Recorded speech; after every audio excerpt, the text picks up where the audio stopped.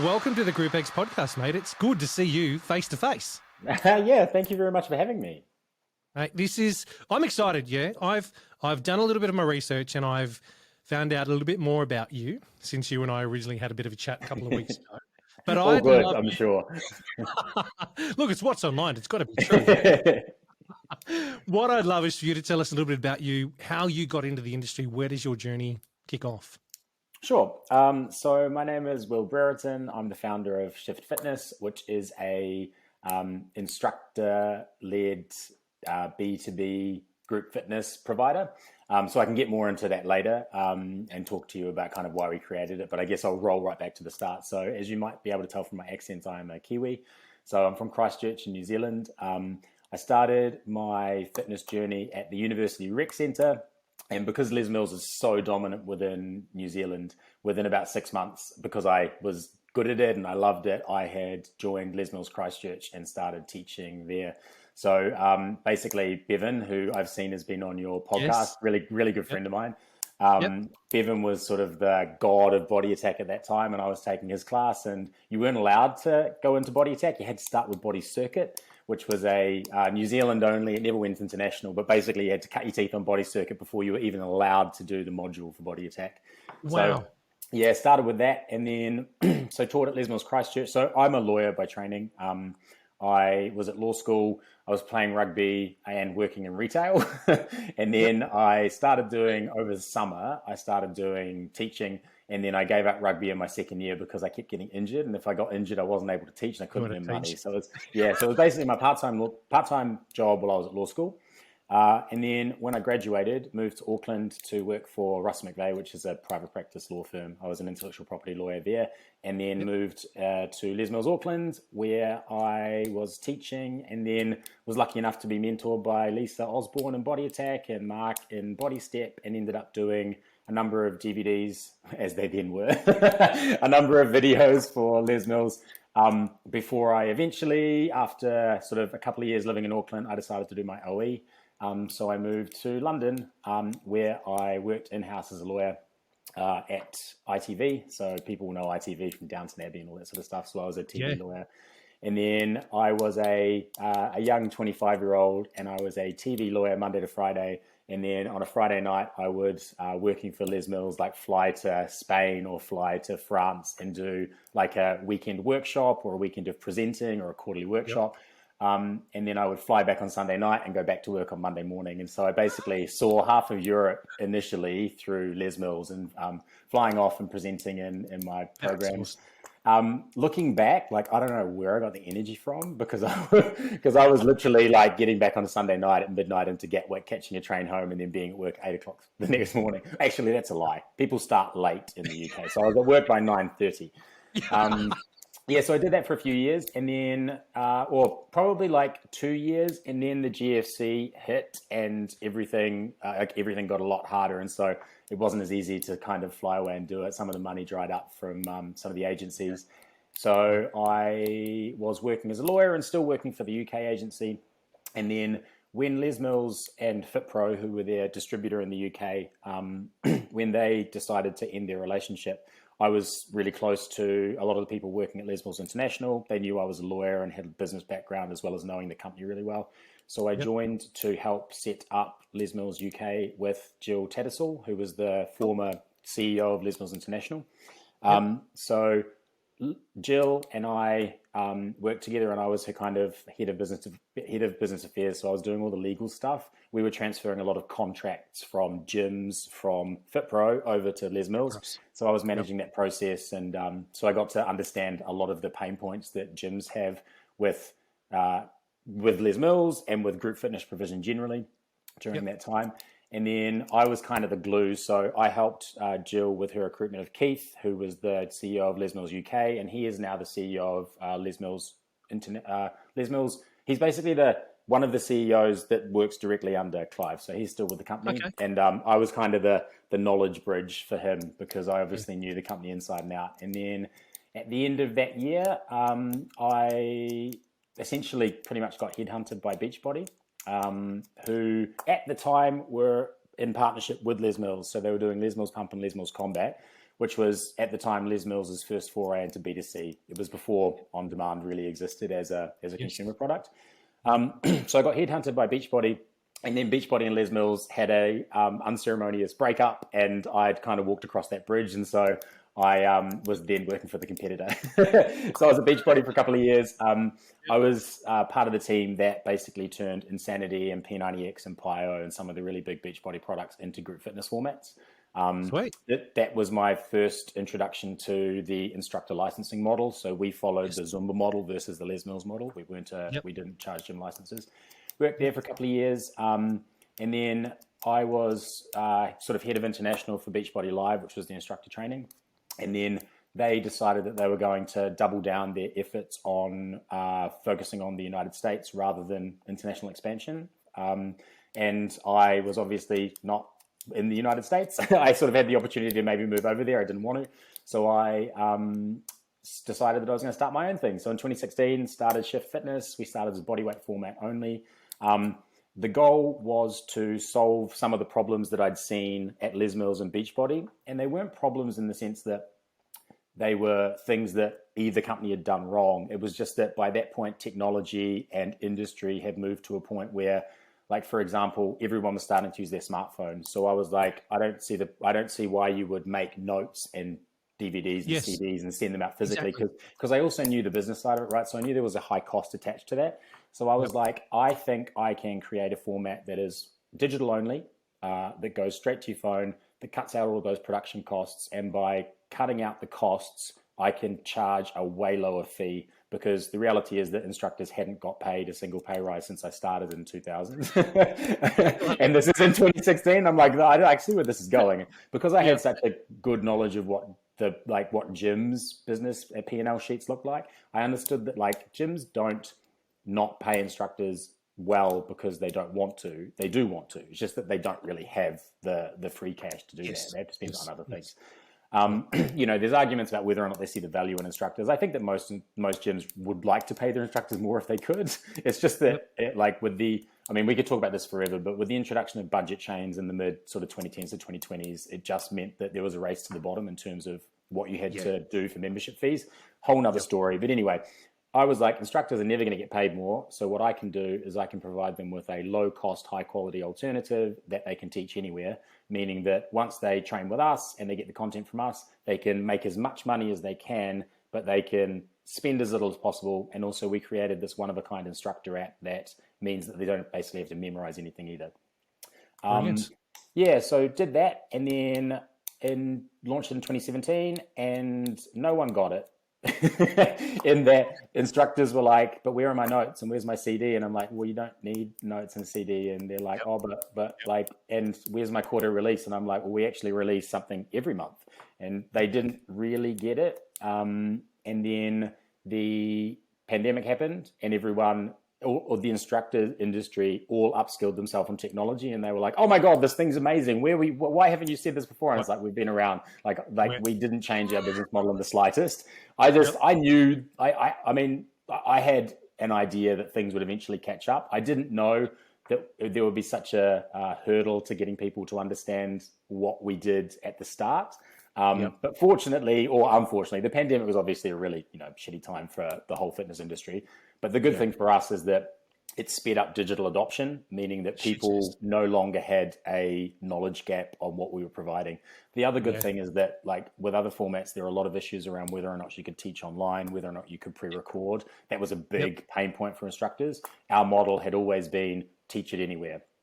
We can talk about it later, but like we have a music provider that is rights included. That is a companion to all of our workouts, but you can use whatever music you want. So a lot of instructors found themselves in the pandemic not able to teach what they were already teaching. And so we'd grown a lot in 2019, and then the first sort of 3 months of 2020 was pretty rough.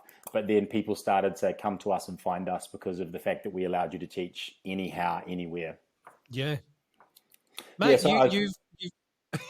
So Oh, I no, keep going. I'm almost finished. I was going to say we had body weight, then we had strength, and then towards the end of 2020, we introduced a mobility program and a functional step program. And now we've got a cycle program, and we're about to launch our pilot phase of a MMA sort of combat style program. So we've got 5 formats, soon to be 6. And as of last year, we put them all under the same membership. So our instructors get access to everything that we create right back to our original. So for Shift, we're up to 50 workouts, and they get that for either sort of, I don't know, in dollars, it's like $15 for a single format or $25 for a multiple format if you sign up to the annual. So there's like 150 workouts immediately, and we drop a new one in every 2 weeks. Okay. So thanks for coming on the show. That was fantastic. This is the Group X podcast. Mate, that was awesome. That you've just given me exactly what I wanted to be able to start this off, which is fantastic. So mate, I'm going to rewind you and take you right back to your Les Mills stuff, and I want to go through most of this if I can remember bits and pieces. The Sure. first thing is, when you were teaching at Les Mills Auckland, what is that experience like?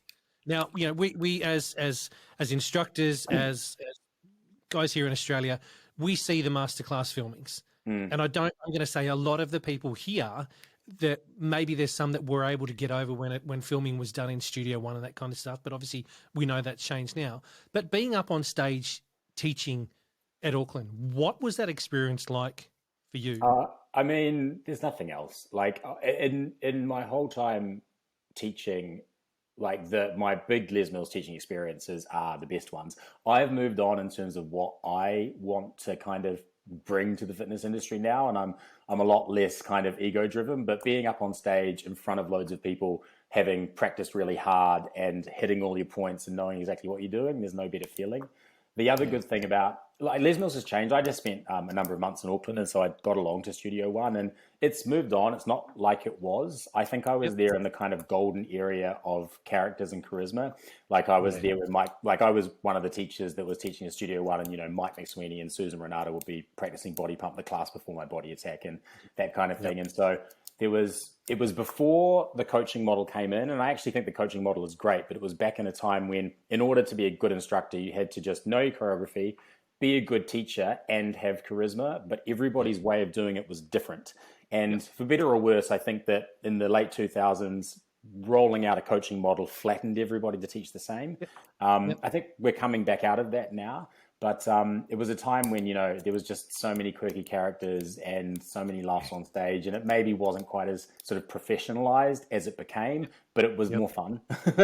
And I kind of got I would say that like the period where sort of 2000 to 2005, which is when I was traveling to Auckland and teaching in Auckland, or 2007, early 2000s, it was the golden era. It was kind of when they'd made their mark internationally, but hadn't gotten so big that they had sort of started to really professionalize and streamline.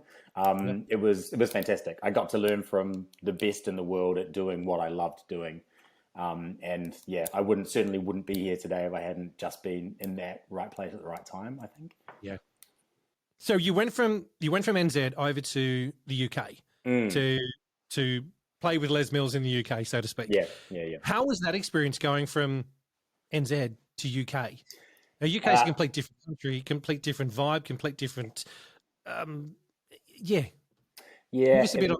Really interesting, and I don't think entirely positive. I would say not positive for me. Like I had a great time. Like the team were great, but the industry. The weird thing, you would know this being in Australia. The weird thing about New Zealand is, outside of Les Mills, it's a very small fitness industry. There's not like a big freestyle sort of instructing community. Now there's a few boutiques that have started to build up, but more or less Les Mills, because it is huge, it is nationwide, and because it's honestly just excellent quality, it sucks all the oxygen out of the industry generally. And so when I got to the UK, there was it almost it was quite weird, because you had Les Mills and the people that did Les Mills, and then you had a really, really strong and sort of well-founded sort of freestyle and freelance instructor community. And they really didn't like interact very well, and there felt like there was a lot of animosity, and it was so weird because I'd only ever known Les Mills, and so my entire sort of instructing life was Les Mills. And then I got there and realized that there was this whole other world that I wasn't really that familiar with, even though I did actually start freestyle. Like that was my initial start off for that first 6 months. But it's interesting. Like as someone that's kind of studied like brands and how they build things, Les Mills did this amazing thing by creating the tribe, which I know is a term that they have moved away from more recently, but they did such an amazing job of creating a tribe where everyone really loved the brand. It was such a love mark. But I think it also, like you see it with all manner of things. Like when you create something that is really strongly tribal, there's quite a lot of like anti-other thingsness. And that was moving to the UK was my first sort of knowledge of, you go to a convention and then there'd be a Les Mills hall and there'd be a freestyle hall, and the freestyle instructors and the Les Mills instructors wouldn't really interact that much. And it was just really weird to me because we're all kind of part of the same industry. And I think I think that benefited Les Mills a lot in building this amazing global brand that people really loved. I don't know that it was necessarily great for the industry to create this wall between what we do, which I think is coming down. Like, I think we're becoming more cogent of the fact that we're all participants in trying to make society healthier. And I don't think that, I certainly don't think that Les Mills pushes that agenda. I don't know that they ever deliberately did. I think it just came from building such a strong brand and a strong tribe. But certainly the instructors within it and some of the trainers in the Les Mills UK trainer team, for example, were very, very tribal about what was Les Mills and what wasn't. And it was a bit weird to me. And then to answer your previous question, like going from teaching to 200 people in Studio One to teaching at the most popular gym in central London that had 25 people was a bit of a buzzkill, if I'm being completely honest, because I kind of got into teaching because I really loved there was a little bit of ego and a little bit of wanting to be on the stage. But like as I said, Bevan was kind of the person that I not modeled my teaching on, because we're very, very different instructors in terms of style, but like the energy that he created and the vibe that he created. And I still think that he's like the absolute master of doing this. And like being at the center of that type of energy at like a Les Mills studio, this applies at Australian gyms as well, because what you have to remember is that New Zealand and Australia have space. So they have big gyms, so they have big studios, so they have big classes. And in central London, there are hundreds of gyms and they're all tiny. And so it's just a much different way of teaching. And like a way that I didn't love as much, because fortunately I was still getting to travel and do like quarterlies and things like that. But yeah, it was a little bit of a reckoning for me, because I didn't realize how good I had it when I was in New Zealand and how much more difficult it is in somewhere like the UK, where if you're a full-time instructor, which again, not something that people really did in New Zealand, you were usually a instructor plus maybe a PT, or you worked outside the industry. Whereas in the UK, there were lots of people that were full-time instructors, meaning that they were trudging from gym to gym, teaching to 5 people, and they were all a bit miserable. My understanding of the industry was just that it was a little bit more miserable and wasn't as joyous, because the pay wasn't very good, but the conditions were a little bit worse, which is, again, I don't think that there's a way to solve that, because you can't make the gyms bigger. I just think that so when I launched Shift, it was like, let's solve some problems so that instructors can be happier, because I can't make their classes bigger because the studios have capacity issues. Yeah.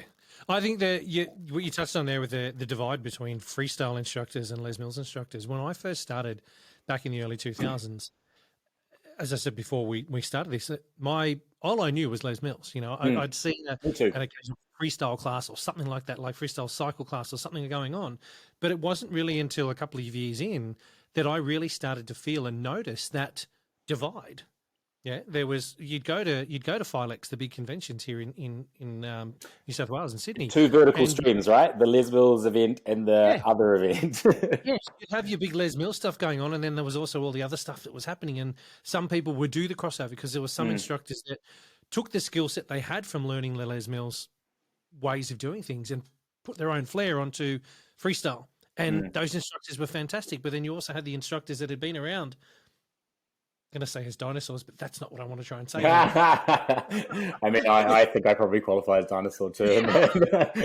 Those instructors that have been around for a long time, that have been doing freestyle only, that are still there and still passionate. I remember going to one Philex event here in Sydney, and someone pretty high up in an organisation said to me, Tony, you realize there's more to Les Mills, don't you? There's more than Les more Mills. to fitness than Yeah. And I had that moment of realization of going, you're right. You know, there is more. And that's not to say that Les Mills is bad. That's not to say that freestyle or anything else is bad. It was just, it opened my eyes up to make me go, there is more. There is a lot more. But and that's part of me doing Group X here is to get that spoken about more often, get more programs talked about more often, because here in Australia, we are dominant Les Mills. You know, the funny thing is, and the irony of all of this is that, you know, Lisa and Mark will go to IDEA to get inspiration for their own formats. Like it's a weird thing where like it kind of got that sort of opposition to other things and being fully involved in Les Mills, I guess because people love it. Like the programs are great and people love them. And I I love Body Attack. I struggle to do it now for injury reasons, but like that was my thing and I loved it for a long time. And I still do it. I still do every release when it comes out on demand. I still went to Lisa's class when I was in New Zealand. But I think that people sometimes forget that there's a world out there, and also that that there are interesting things. And Les Mills is pulling inspiration from other things. Like Les Mills created Body Pump, but most of their other formats since then have actually been inspired by freestyle or other innovations that they have then brought into the Les Mills fold. But you get some instructors that are like, oh, they're copying Les Mills, and it's like, for example, strength development. 42-minute workout that is interval based and not to the music. That's Lift. We've been doing that for 5 years. Am I saying that they've copied? Absolutely not. But they're drawing inspiration from the same things that we're drawing inspiration from, and that's where strength group workouts are going. No, maybe this is embarrassing for me to say, but I'm going to share it. When I started working for Les Mills in Canberra in 2012, I worked out that there were a whole lot of other gyms apart from Fitness First. Yeah, yeah. Because I was inducted into Fitness First. If you wanted to teach, there were Fitness First gyms around everywhere in Sydney. You went from one to another, and that was it. And now, as I said, until I started my first role as New South Wales account manager for Les Mills, and I got given a list of customers that were in my territory, and I was like, there's a club in Dubbo. Oh, there's a club in. Oh wow. There's actually clubs in Wollongong where I grew up. I had no idea, things like that there were blinkers that were on. That I'm not saying that instructors out there are that same way, but they are. But I think it's like you love what you love, right? It's like supporting a team. It's just that when you support a team, you're aware of the other teams, maybe. And I guess that like when you like Les Mills created this whole microcosm that people loved, right? Like your team was Body Combat, and the other team was Body Attack, maybe. Like, I mean, they did an amazing job at creating an amazing brand that's obviously like conquered the fitness world. So you can't take anything away from that. Sometimes I get frustrated because I want instructors. Because the other thing that, like, the downside now that they are pivoting into consumer stuff is that instructors are now feeling like that same kind of tribalism is now causing instructors to be really angry about certain things. And I'm like, instructors, Les Mills is a business. They want to reach as many people as possible and make as many people fit as possible. And that's a very worthy aim. And they are moving into the on-demand side. And instead of complaining about how the programs have changed or how the music isn't what you wanted, give something else a go. I see on Facebook, like, because I have to be on Facebook, the same people moaning 5 years later because there hasn't been a good body pump since '86. Well, why are you still teaching it? They're moving on because they want to attract like more audience, and like if you don't like it anymore, don't do it anymore. You have a choice. Yeah, exactly. You 100% have a choice. You can do what. Yeah, it's I'm glad you said that, because there are some Facebook groups that I'm part of as well that I just sit back to watch and watch this and emoji. It's the same people, the same stuff, and even if it's not the same people, it's different people saying the same stuff. And it's like, guys, you as you said, you have a choice. You know, the exercise or fitness industry, especially in the group exercise space, there are more and more programs popping up as we look around. I used to look at it and be like, oh, this might be good for me if people are starting to dislike it. I'm actually at the point now where, like, if you're listening to this and you're a Les Mills instructor and you're really unhappy with sort of the direction of the program, don't complain about it online, because people are pouring their blood, sweat, and tears into it. And if you don't like it anymore, don't do it. Try something else. Don't necessarily try what we're doing, but there are other alternatives. But like Les Mills are doing great stuff. They're creating like great programs that people love. And they're also, with the partnership with Adidas, it's very clear that they're trying to like lock into Gen Fit. And that is all a worthy aim. Sometimes you age out of things. Like, I will be honest and say that I don't like some of the programs as much as I used to, but I'm also old now. and I have to accept that. And I think that like instructors, can sometimes, like, the amount of negative comments that I see online makes me unhappy, because I think it detracts from the fact that you have people who are wanting to make the world fitter, who are doing great work. And if you don't like it anymore, then don't do it. This is the Group X podcast. I want to talk to you about your traveling overseas. And when we're talking about you move from NZ to the UK, you're like, I'm just going to go away to Spain or wherever for a week.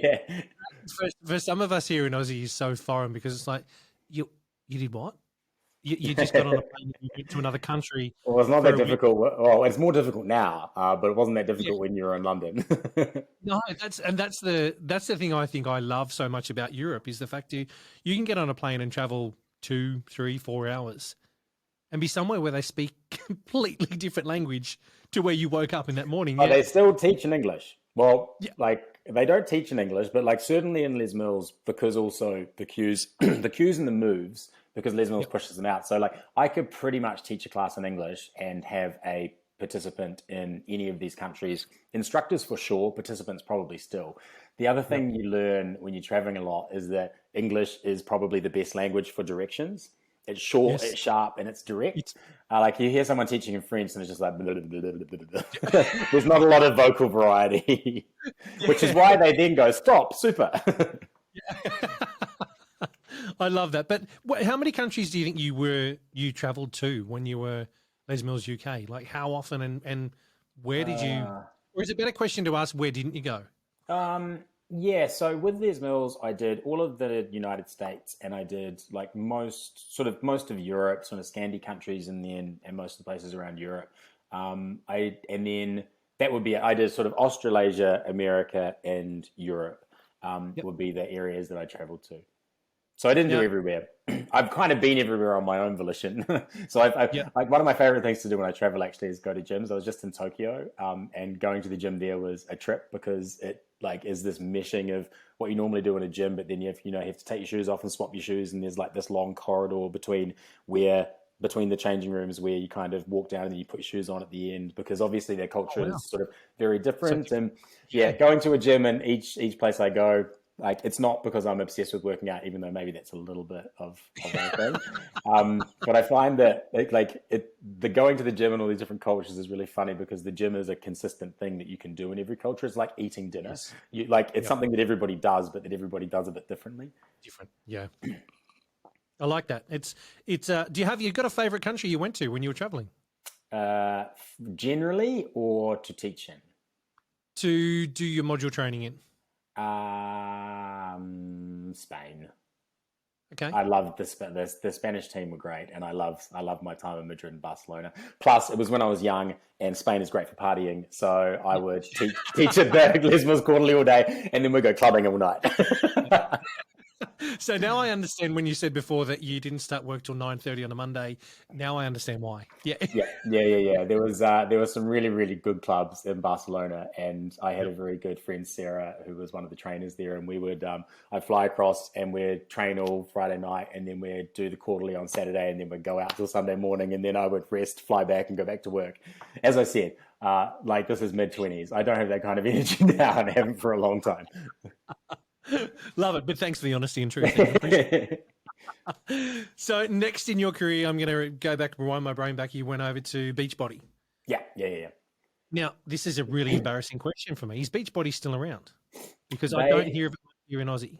Yeah. So interestingly, they were really massive for a time, because they obviously had P90X, which I think was household name in America, less of a household name outside of America, because they didn't have quite the same presence.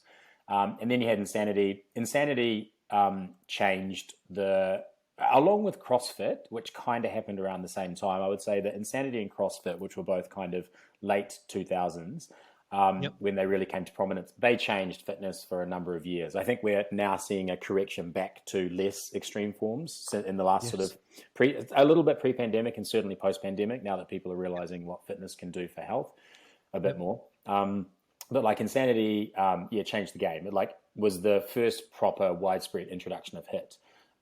And like the grip programs came after Insanity, and I was at Les Mills at the time. So I know that like through the Beachbody partnership, Les Mills was seeing that they needed to do something that was hitting that same mark, which is how sort of grip came along. Yeah. What was your role at P98? At P90X? Beachbody.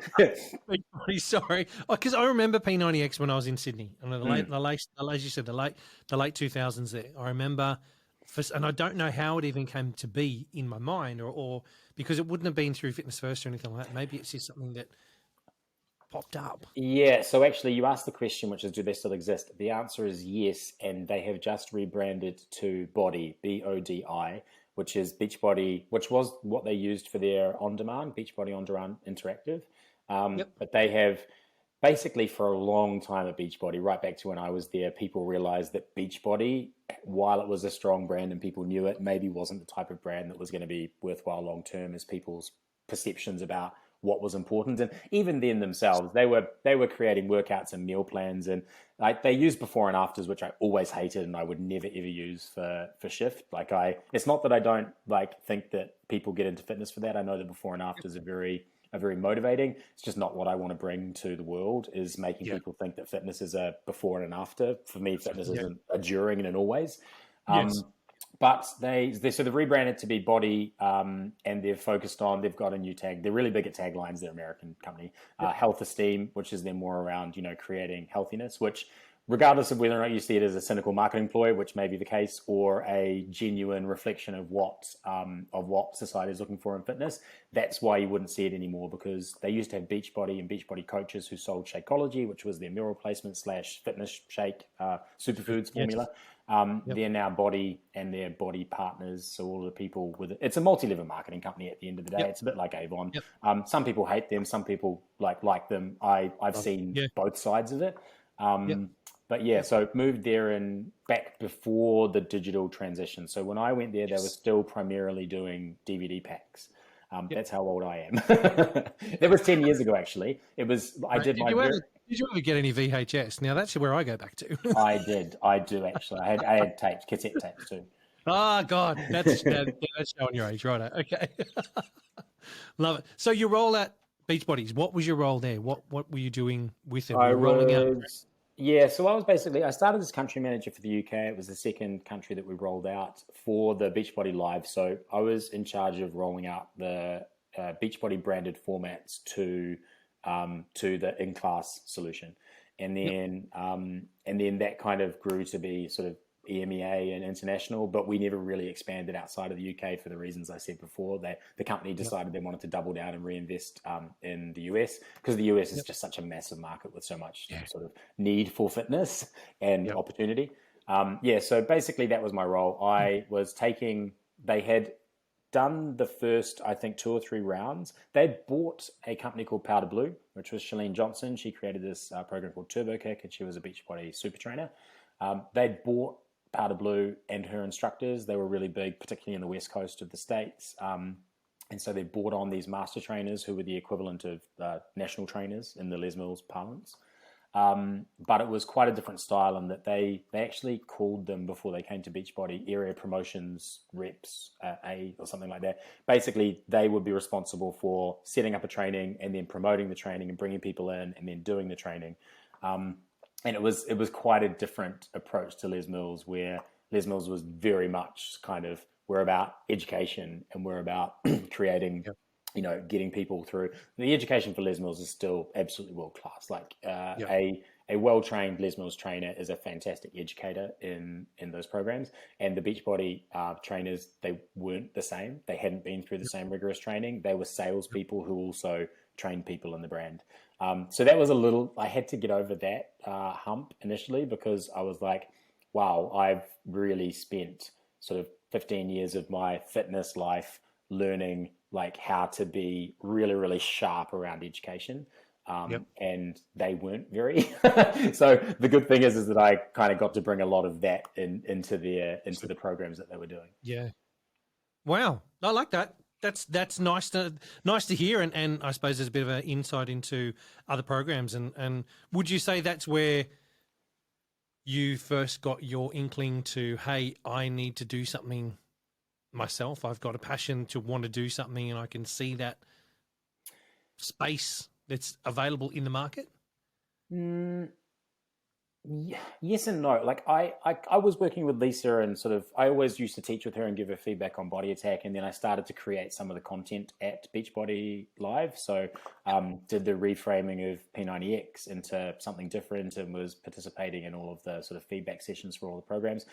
My like people may take offense to this, but in my view, fitness is fitness. A burpee is a burpee. No one is reinventing the wheel when it comes to fitness. What I wanted to do was reinvent the solution for instructors to make their lives easier. That was really where it came from. I know what good education is. I know how to write a good education and deliver a good education. But at the end of the day, and we talk about this in our training, like there is like a good way to teach a squat, but once you learn how to do that, like that is it. There's a best practice way to teach a squat, and no matter how good you are or how basic you are, that setting up of the squat is the same for a international master trainer and a new person doing their certification. It's only the layers on top of that, like if you're using Les Mills coaching cues, like layers on top of that, and when you bring your own personality and stuff to it. So the gap that I saw in the market was a couple of things. One was Les Mills has a license fee. So the big thing about Shift is we don't have a license fee, which is becoming more of an issue post-pandemic when gyms just have less money to spend. So it was, Les Mills is a bit of a closed ecosystem because it has a license fee and it only releases content 4 times per year, and the content is really time-consuming to learn. It's fantastic, but that those things are also true. So they're not criticisms; they're just kind of observations of the business model. Exactly. And then when I was at Beachbody, we had some of the similar constraints, but we'd solved some of them. Like there was no license, so you could teach anywhere, but we were still sending everything out in paper. And to be honest, I thought that the content at Beachbody could be better, and I thought that I could do better content than Beachbody. I didn't think I could do better content than Les Mills, but I thought that I could do better sort of instructor solution. So I'm going to create some content, but the focus is really going to be on making it really cost effective for instructors and making it really simple to deliver and teach. And that was kind of the focus. And I love our content now because I've brought on sort of other people who are better than me at producing content and creating content. And we now have like a 5-person creative team. I'm very, very proud of our content, but it wasn't the drive to create my own thing, because at the end of the day, a hit workout is a hit workout. I think we're actually quite creative with the workouts that we do. And like, I see some of the stuff that we've been doing for a while creeping its way into Les Mills, and Zumba just released a mobility format, which literally is exactly the same sort of major points as ours. Ours is mobility, stability, and flexibility. 30-minute workout that you can use as a 12-minute bolt-on. They've just released a format which is mobility, stability, and breath work, which is a 30-minute workout with a 12-minute bolt-on. So again, whether or not, I'm not suggesting anyone's copying anyone, because the fitness industry, no one's making anything new, but we're all drawing from the same needs of the industry. And I look at that and I think, you know what, even if they are, I'd be proud of that. Because completely, 100%. And the other thing is, and this is sort of getting back to some of the tribalism of instructors, like we're not reaching the people we need to reach. There's room for everybody. Like I welcome like Zumba and Les Mills and us and any other providers into the same room so that we can all work harder to reach more people. It's not a zero-sum game. We're only hitting 20% of the population in the very best case. So that's in the countries where the gyms have best penetration, for example, Australia and New Zealand, America, Nordics, and the UK, where it's kind of 15 plus. But even then, in best case scenario, you're hitting 20% of the population. That's like 80% left to hit. So there's no need to worry if other people are copying or doing the same thing, because just put your own spin in it, and there's just so many people to reach. Yeah. The thing, I love that you said that then, and I was going to bring it up as well in this conversation, is that no one owns the industry. No No. one owns group fitness space. The group exercise space isn't owned by anybody. There is enough space here for everybody to play. There's probably enough space for another 20 to 30, if not more, program providers to come along and go, hey, we've got something over here. It all comes down to, as an instructor, what you want, what you gel with, what you want to be able to teach. And nothing against what's happening here in Australia. I hope no one ever thinks that I'm poo-pooing what is going on here. But the we're not brainwashed. That's not even the right word to say, but it's just because we are so heavily dominant with Les Mills, people don't look elsewhere. They don't.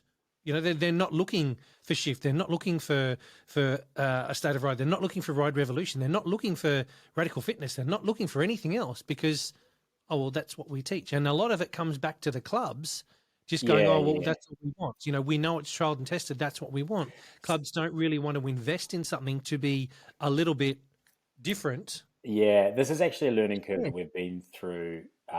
So we started. We're for instructors by instructors. That's kind of one of our taglines. It's very important to us that we're always servicing instructors, and our instructors. We have a really strong community on social media.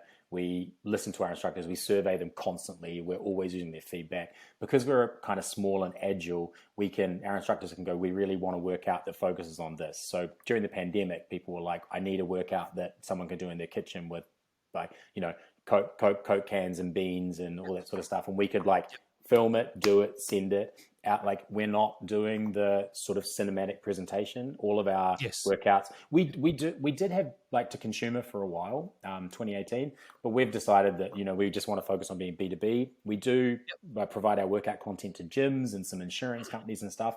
But like our workouts are 3 people on camera teaching as if you would teach in a class. There's no like exciting camera angles.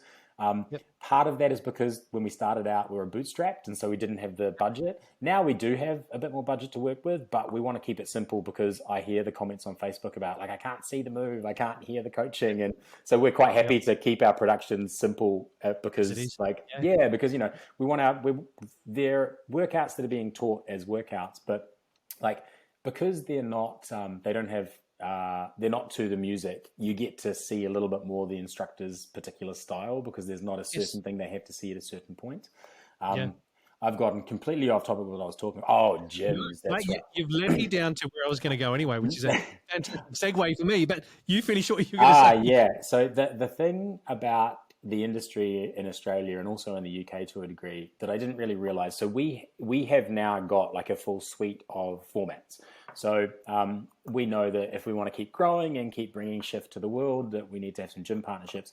Speaking to gyms, I didn't quite realize how much gyms, people working for gym, because we were basically like, we are 10% the price. We're less than 10% of the price. We make instructors' lives easier. We provide more constant content. You've got all these pain points, but the thing is, it's like group fitness managers don't want to have to do any work. They want Les Mills to give them all the work. I mean, if you're a group fitness manager, I mean, it's true. So you have like the management going, we need to cut costs. And they're like, well, do I have to though? Because right now, for the last 10 years, everyone's done Les Mills. All of my instructors do Les Mills. So there's a real barrier to change. But unfortunately, for commercial reasons, I think that more gyms are starting to look elsewhere just because the license fee is expensive.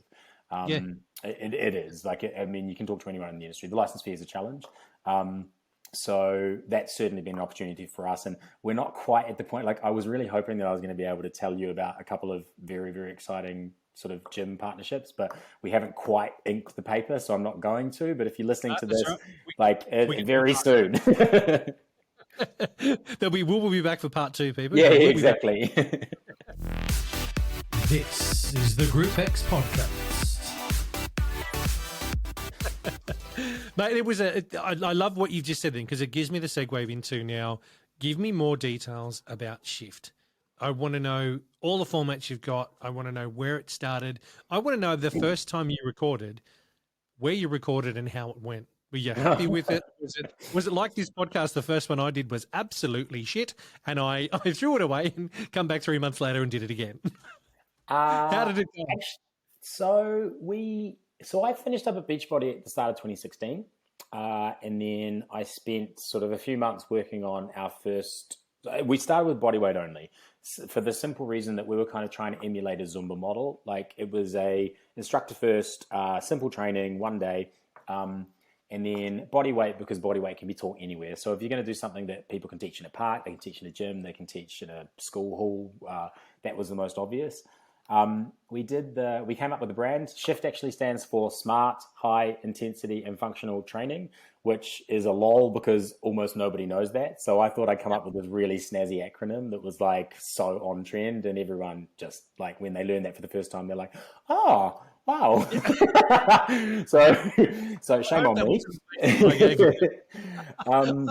So the first shoot, it actually went really well. We actually did the content shoot and then a brand shoot.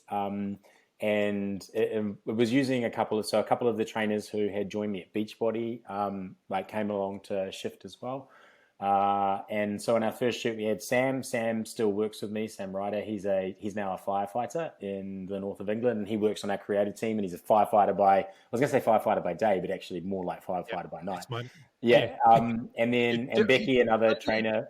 Do they do 24-hour shifts over there, the same as what they're doing here now? They do like 3 days on, some days off, I believe, and then they sleep at the station for those 3 days because they can be called out.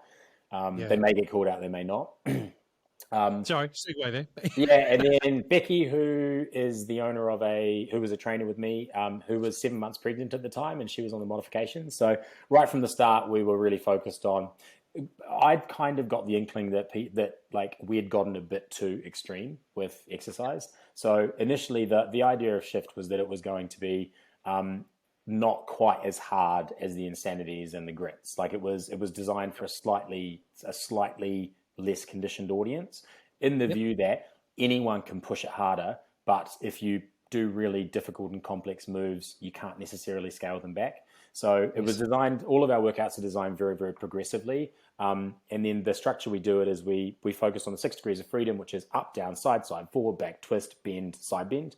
So all of our workouts are formulated around that, except for lift, which is the 6 functional movements: squat, lunge, push, pull, hinge, twist. So those are the foundations. Those are what we do in the warm up. So the warm up is always a movement pattern in one of those dimensions. And then set 1, we build on it. Set 2, we build on it more. Set 3, we smash it. Meaning that if you're new, you can stop. You can keep the warm up type of movement, or you can progress to a point where you can sort of tag out and say that's enough for me, or you can keep pushing right through. And to be honest, that a lot of what we do within SHIFT is really inspired by working with Lisa and Body Attack, because I think she's a fantastic choreographer and understander of human movement. She's always looking for other things to do. And so for the bodyweight format, a lot of the inspiration was taken from, it's not going to be choreographed, but so a track 7 in Body Attack would be like a volleyball focused track. We would have a volleyball focused workout. And so the other thing is for our, this is going back to the original product. So we have an app. On the app, you can use any music. So you can use Spotify, YouTube, whatever. The app is an interval timer. And I'll give you some links. So if anyone wants to go and do an app tour, they can check it out if this isn't making any sense. But essentially, anyone can teach SHIFT because it's not choreographed. So if you're a person who's done a fitness qualification, you're qualified to teach SHIFT because you sit there with a timer on your phone. And we also have a voice on or voice off option, meaning that if you want to have the voice on, you don't have to remember anything, because someone will go skater, and then you can just go, okay, skaters. And if you're new, it might not be the smoothest thing. And we have the option to turn voice off, so that you're an experienced instructor, you can turn that off and own the experience. But at the end of the day, what we also realize is that a lot of gyms in particular, they're using brand new PTs to teach classes and pay their rent. They're using front of house staff if they're a budget chain. So we wanted to create something that a really good instructor like me and people that come from my background could own, but a brand new instructor could still deliver. Because that's one of the problems that we saw with Les Mills, is that Les Mills training creates good instructors, very good instructors. But the problem is that not everyone's a very good instructor. And it's a high bar, and it's a bar that's too high for a lot of gyms' talent levels. So we started with SHIFT, and then because it was going to be like a Netflix or Spotify model where you would get access to everything. So basically you're either paying us the monthly fee and you get everything like Netflix, or you stop paying and we just cut you off. So there's no risk to us for giving everything. It's not like Les Mills where they send it out and you download it. So we basically, our process is you train with us, you submit a short video. The video is only 5 minutes long. It's a scaled down version of what you would do with other formats, but basically it's just to demonstrate how to screen a room, you can deliver it safely, and then so it's based upon skills active and reps and all that. They have a very specific kind of this is what an assessment should be. So we based it around that, but we made it as simple as possible. We're not saying that we're creating super high levels of instructing. We're trying to get you to a minimum that you can build on, but also our solution allows you to not have to work as hard. But because we give access right back to the start, once you subscribe, you get everything, which means that our first workout is Shift 101. It's the training workout. Everybody does it. 7 years later, they're still learning that one. It's all online now. We started with a day training, but we pivoted it online. And then every workout is unique and different. So if I think of the last 10 shift workouts, we have one that's like a pyramid focused workout, which is classic HIIT protocols. We had one that was sprint. We had one that was sort of sprint inspired. So it involved a lot of track training and track protocols, explosive plyometrics. We had one that was completely low impact and like a freestyle class. So it was like an add-on freestyle. We have completely low impact. We have core and cardio. We have some that are inspired by football, some that are inspired by rugby. We've got a catalog of, as I said, we're just released Shift 48, which is the chop, which is basically inspired by F45, that kind of training. So it's we're doing sort of slam balls and stuff. It's all imaginary, obviously, because it's bodyweight format, but they're always a 30-minute format. So for all of our formats, which I'll talk to in a second, we release one workout on the month, and then the following month we release bolt-ons, which are the sections of the workout. So if you're a Les Mills instructor, you're getting the individual tracks. And then with our app, you can build your own workout. You just download the specific things you want, throw it into a playlist like you would a playlist in Spotify or Apple Music, and then it just plays straight through. So you've got the option to either use our pre-prepared workout or build your own, and you can build it across the different formats that you're certified in. So you sign up with us, and you can sign up in 1, 2, 3, or the bundle. And then as you graduate, you have the choice to join up to squads, and we have 2 options for squad: single membership or everything. And if you pay for 2, you get 5, soon to be 6. And then once you've passed certification, you get access, and it never expires. So there's none, like both at Beachbody and at Les Mills, if you don't buy something if you don't attend this, you get decertified, you have to train again. We don't do that. Yeah. I mean, I always had a problem with that because you don't have to do your base fitness qualification again. Like once you get your level 2 or your with G something in Australia, right? It's not like if you don't, that always felt like a commercial decision, which I understand, but it didn't feel like it felt like a commercial decision to force people to spend money. And I didn't want to do that. So basically once you graduate with us, your graduation lasts forever. You can either be paying the monthly fee or not paying the monthly fee. But if you go on maternity leave, you just stop and start when you start teaching again, or for any other reason. So we started with bodyweight, and then we added strength format. The strength format is called lift. So the one is the thing that we use throughout all of our trainings, and then lift started as a 30-minute format as well. It was a bit more similar to what you'd see in like a grit strength. We pivoted away from that after about lift 10. We're now up to lift 30. So in 2019, we kind of looked at what was out there, and it was very important for me not to just copy Les Mills. Like no shade, but Mossa is just cheap Les Mills, right? Like there are, it's kind of cheap Les Mills of 2007. They've kind of frozen what Les Mills was and copied that. But I was like, I don't want to copy Beachbody. I don't want to copy Les Mills. I want to create something that is really distinct. So we changed lift to be a 42-minute, 45-minute when you add a stretch, sort of studio-based strength and conditioning class. So it was strength development using studio weights. So time under tension protocols, but also we're, again, focusing on certain things. So we'll have like a metabolic workout where there's a bit of plyometrics involved, or we might have a lower body workout where there's no jumping, an upper body workout. We have some, sort of unilateral and stability focused workouts. Because we give you access to everything, we get to take more chances. So if we release something, we release 6 workouts per year in each format, which is across 5 formats, like 36 workouts per year. 6 formats, 36 workouts per year. But if our instructors don't like the June workout, they're going to get one in August anyway. And we make sure that they all, we give variety enough. And also, if they don't like the June workout, they've got 28 workouts they can go back to. So that gives us the freedom to take a few swings. Not all the swings necessarily work, but they provide some variety. One of the questions I was going to throw at you then was, how often do the releases come out? So it's by month. This is a very good question. So it started with shift every month. And then when we introduced lift, it was shift on the even months, lift on the off months. And then now it's shift on the first of the even. I could be getting this wrong, but it's mostly right. Shift on the first of the even, mind on the 15th, lift on the first of the, odd, lift on the first of the even, rise on the 15th of the even, and then ride gets lifts. Like we're basically releasing them every 10 days. That's the easy answer. Every 10 days. Like it's basically like every 14 days, but we do two sometimes, and we're about to pilot strike, which will be our MMA style format. So then we'll have 6, and to answer the previous question about what are our formats, so we have shift, which is smart, high intensity, functional training, body weight only.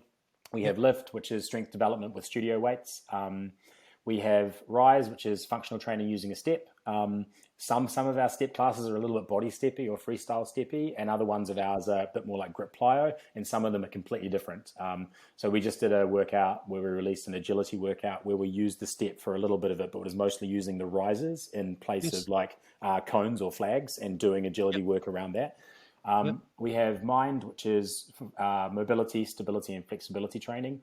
Mind was designed specifically because we saw a gap in the market, which obviously Zumba have seen too, around moving into sort of more recovery-based training. Also, because of our structure, we wanted to create something where if someone wanted to create a 45-minute class, they could use a 30-minute shift or lift and bolt on a mind section. So mind is a complement to all our other formats. Also, the other thing is, and this again comes for a little bit from my background, both at Les Mills and at Beachbody, is that I came from the essence of the program background where I wouldn't have put my hand up to train in something if I didn't think that I was going to be good at it. We are the opposite of that. Our approach is, if you can teach shift, you can teach a flexibility class. And in fact, you should, because that gives you more opportunities to make money on the timetable. So we brought mind in as an idea of like, we want people to be able to deliver flexibility, mobility, and stability classes in a timetable or in their own community. And we also want our instructors to have as many different options to put their hand up on the timetable. So if you don't normally teach step, but you've got a Shift Pro subscription, you can just do a rise class, and we make it so paint by numbers that you can do it. Then we released Ride, which is it's a combination of performance and boutique cycling. Yes, we do pushes on the bike. No, they're not push-ups. If you don't like it, then go tell 70% of the cycling community around the world, because that's what people are doing. I already know the people are going to listen to this and going, push-ups on a bike. It's like, we're not cycling on the road. We're doing a workout in a dark room on a stationary bike. I actually looked at that at first and went, push-ups on a bike. But then I spent a year working at ClassPass. So I was general manager for the UK. I can tell you the most popular cycle classes are rhythm-based ones that involve choreography. Flat. Like, it's a fact. It's funny. It hasn't hit here yet. They've been around for a while. It's some have. When I say it hasn't hit here, there are some clubs out there that are doing it, but not many. It hasn't hit New Zealand either, because all of the good cycle instructors are teaching RPM and sprint and stuff. Yes. Like there's a walled garden aspect to Australia. Yeah. But you look around the world. Like, I was talking to the Stages guys. 65% of their cycle sales are sold for rhythm-based ride. And the rhythm-based ride, when I say rhythm-based ride, I'm meaning involving some ups and downs and jumps and cadences that would be contraindicated sort of 10 years ago. All these words, like, and then Although, interestingly, Les Mills, the trip does jumps and they do speeds. Like Les Mills is incorporating this into the trip. They're just keeping sprint and RPM like a bit more purist. Yep. So yeah, I mean, I could talk about cycle for a whole nother hour. It's actually, it's my favorite format to teach now, not least because I am sort of, my joints hurt and I can still push really hard on a bike. I don't hear you on that. Yep. Yeah. So but our cycle format is really interesting because it is music based. It's the only one where we have music. So we have a music partner called Pure Energy. It's really interesting. I encourage your listeners to like have a look at it. They might not like it because the music that we use is Pure Energy original music. So it's rights included. It's not popular music. So I'm of the view that if you want to teach a freestyle ride class, it's really easy. I know that when I stopped teaching at Les Mills, I taught a very like RPM programmed style of freestyle because it's pretty easy. Yep. At the end of the day, stand on the chorus, sit on the verse. Like it's not rocket science. So the music is not original artists and it's cover music. It is it is original artist music. It's DJs and music producers who create music specifically for the fitness industry. So it's not music that you're going to hear on the radio, but it is producers and DJs that work in Ibiza and travel the world and all that sort of stuff. This is the Group X podcast.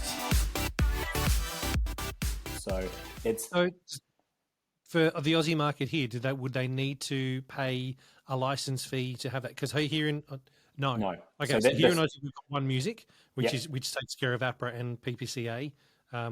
They merged together at some point, probably during COVID or during lockdown stuff. Yeah. So again, this is another topic I could talk about for years. I understand the situation in Australia. So basically, Pure Energy, who are our partner, they commission and fully buy out the rights for the music, meaning there is no additional rights to pay. So if you use Pure Energy music, you can teach it anywhere in the world because Pure Energy fully own it. There's no distinction between the public performance and the mechanical copyright, which is the distinction that you have in Australia and in the UK. Yep. So clubs just need to pay their license fee to play music anyway, but they just don't need to pay the artist fee because it's classed as cover music as such. Because he was still pay license fee. There's no license fees for the music that we use at all. In Aussie, though, you've got to pay a license to play any music whatsoever in any environment. I don't think that you need to pay that license for Pure Energy, but I'm going to hold on that because I don't want to say something that isn't true. But I think that, like, I get what you're saying. You meaning you have to pay a license fee you have to pay a certain amount to play music on the gym floor, for example.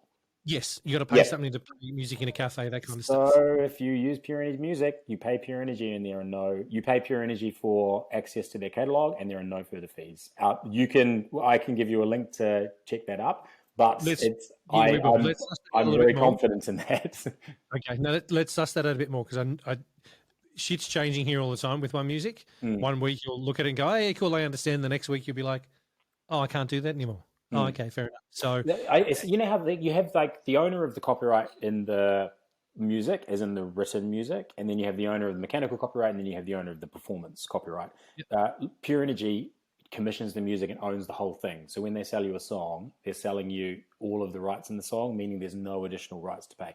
But I would be happy to link you up with Andy, who's the founder of Pure Energy, and maybe you can do an episode on fitness music. I've listened to the one that you did with him. I'm pretty sure he did. But I would love to reach out to him anyway, because I think that's especially here in Aussie, I think there's a space for all of that to happen. So so like the interesting thing about music is like for some people it's never going to be as good as original artist music, and it's never going to be as good as cover artist music. And we accept that because what we're wanting is to create a thing that an instructor can teach online, pre-recorded, and in the gym. Also, and I feel pretty strongly on this, and if you've listened to the podcast that I've done on music, instructors have to listen to the music they teach hundreds of times in their earbuds in the car. Participants only hear it in the class. And so instructors' view of the music is so like skewed versus what the average participant thinks about.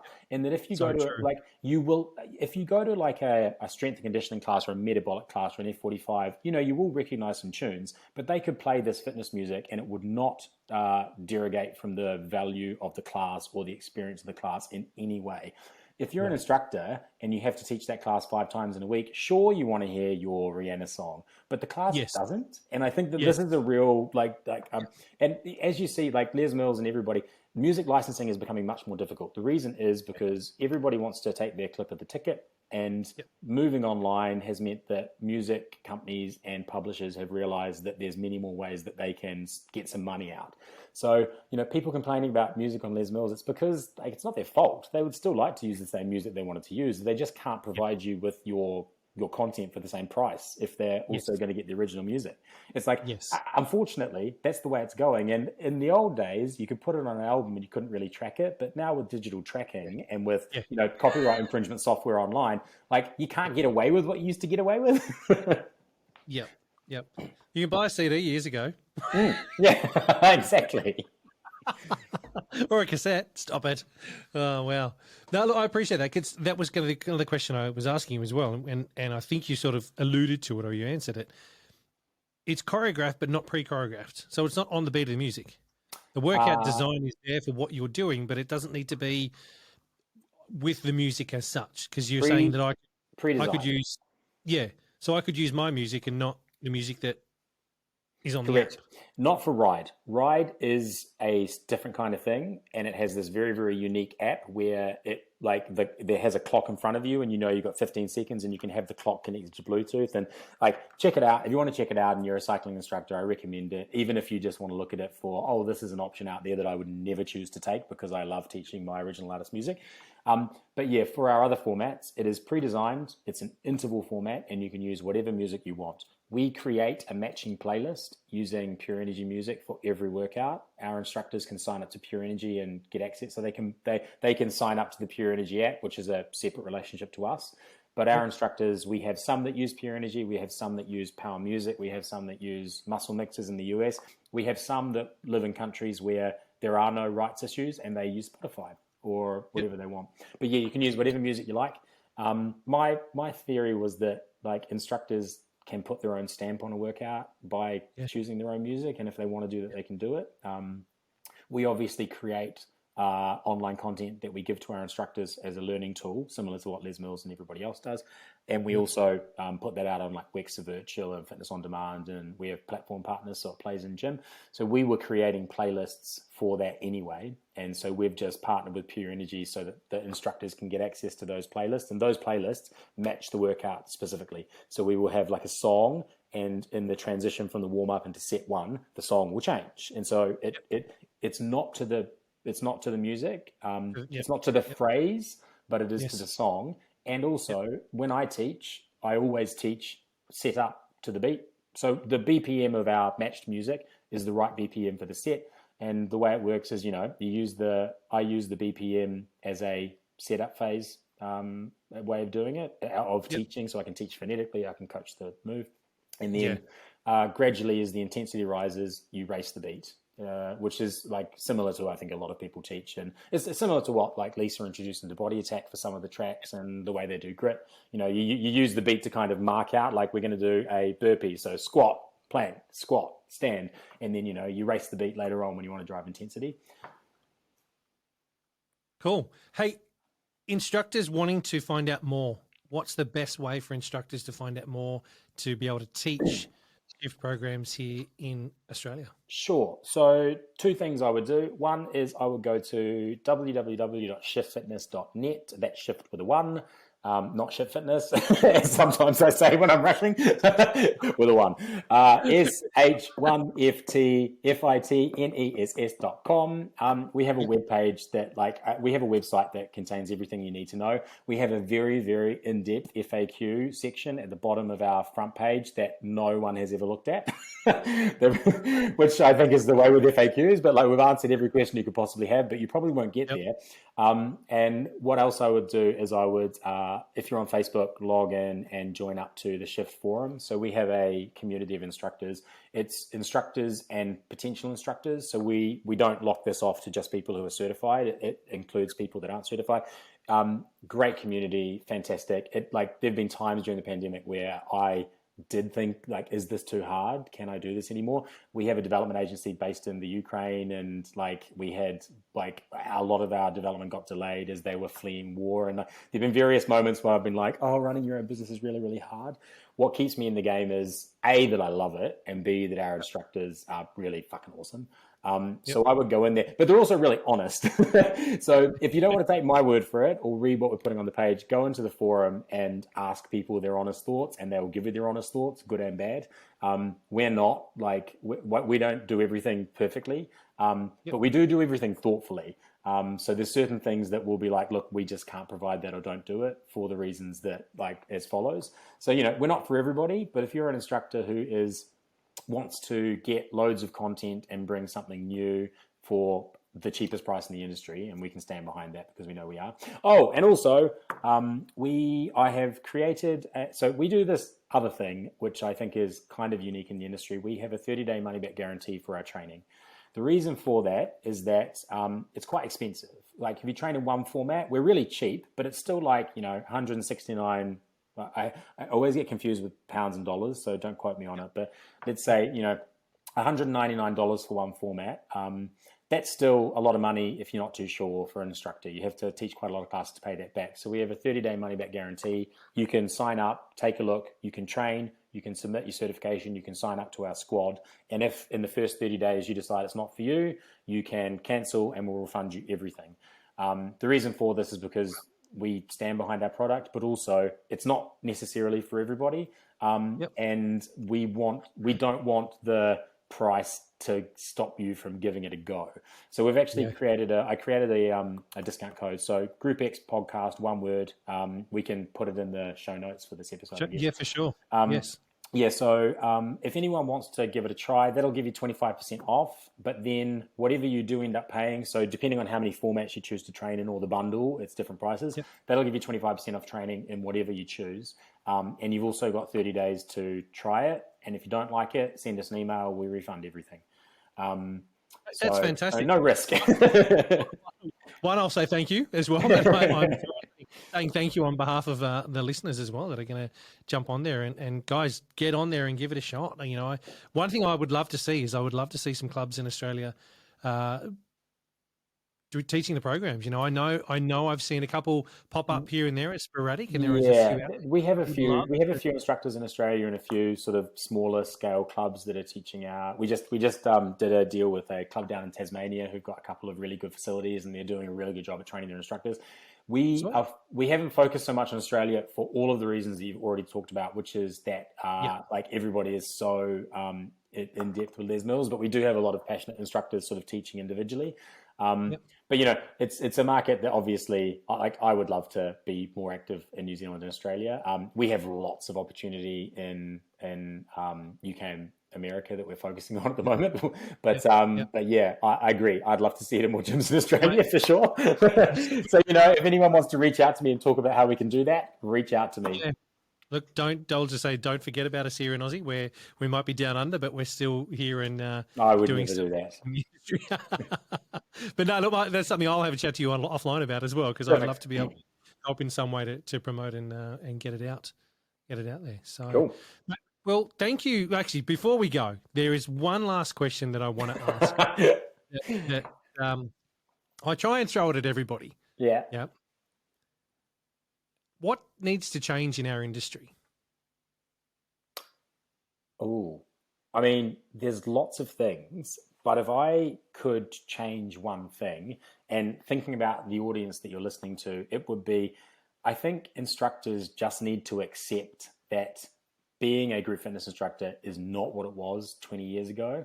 And there's things you can't change, and you cannot change pay rates. You're never going to get more for a class. It's going to be marginal increases, but you're just not. The pivot to digital has meant that that's not going to happen.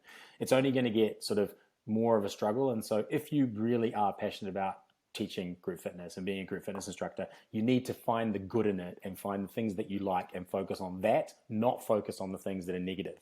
Because honestly, like, it's a challenging industry. Like, you know, a new person coming through, they're going to be like, oh, you know what? I'm just going to be hot and do things on TikTok, and I'm going to make money that way. And, you know, like, but it's just the reality, right? Like, I think of Joe Wicks, who's like the biggest person in the UK and has taught the biggest online class. It pains me that he just goes high knees, higher, higher. I spent 10 years learning how to not only coach a high knee, but deliver a different cue every time. Every time I was on a Les Mills video, I would give a different high knee cue. I'll give a different visual cue. Joe Wicks, most successful ever digital fitness class, just says high knees, higher, higher, go higher. Like it drains, like it honestly kills me. But at the same time, you know, roll with it. That's life. And so I think the biggest thing I would change is instructors like letting go of what they thought they would, of what they want this to be based on what it used to be, and embracing the opportunity that they have now, the opportunity to teach online and reach new people, the opportunity to use social media to your advantage, the opportunity to, if you love teaching Les Mills in a club, go to that club and teach a Les Mills class and be happy about it.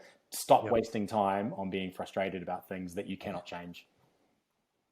Will, mate, you've summed that up. Thank you. But mate, seriously, thank you so much for coming on and having a chat to me. I have seriously enjoyed the last hour and a bit of getting to know you, your journey, where you've come from and what you're doing now with Shift. And I sincerely wish you all the best for Shift. And I'm whatever I can do here in Aussie to help promote it and get it out there and see more instructors doing it, mate. Please, let's have a chat. Let's see what we can do. Thank you very much for having me. I'm sure that you and your listeners now know that I have a lot of thoughts on group fitness and I'm never shy to share them.